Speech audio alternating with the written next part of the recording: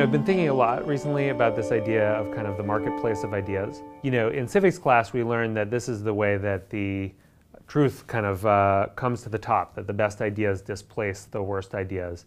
But I kind of think it's a better metaphor than it intends to be, in the sense that marketplaces, as any economist will tell you, are not necessarily the place where the best product comes to the top. There are all sorts of dynamics that determine who wins, and in fact, if you follow disruption theory, which is in vogue in Silicon Valley, that's all about how actually a worse product can beat a better product in the marketplace.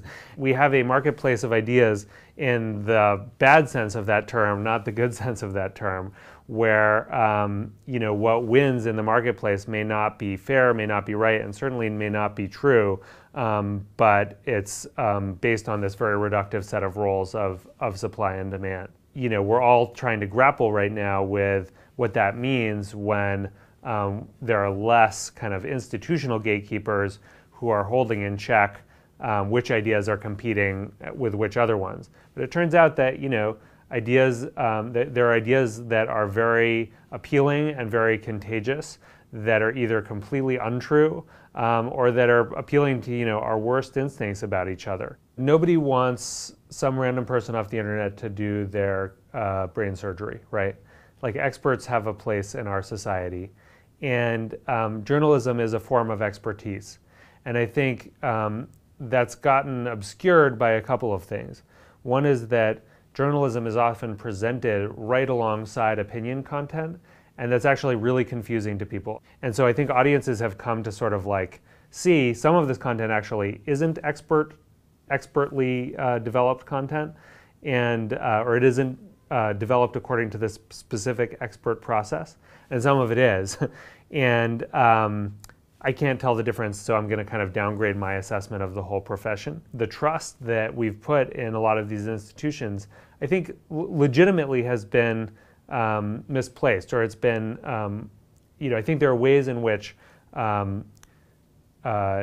big media institutions have not truly had the interests of their readers or viewers at heart. You have to acknowledge that in order to get to winning back that trust. And I don't think there's any way to do that other than to actually root your concerns in the concerns of the people you're serving, which is a challenging job to do, especially in a dwindling advertising market, but which I think is the only way back to making people feel like,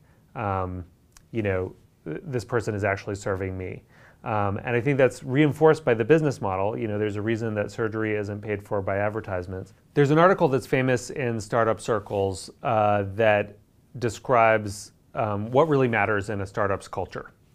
And the premise is, you can have whatever set of values on the wall, but at the end of the day, it's who gets fired and who gets hired and who gets promoted. That's about 90% of what people observe to decide how actually to behave here. And so if I have a big poster that says, we're going to act with integrity, but people who don't act with integrity are getting fired or not getting fired, it doesn't matter, right? So I think this is actually a really good analogy for why these social spaces are so confusing, because essentially what we have on Facebook and on Twitter is a system where the same things that get you promoted also get you fired.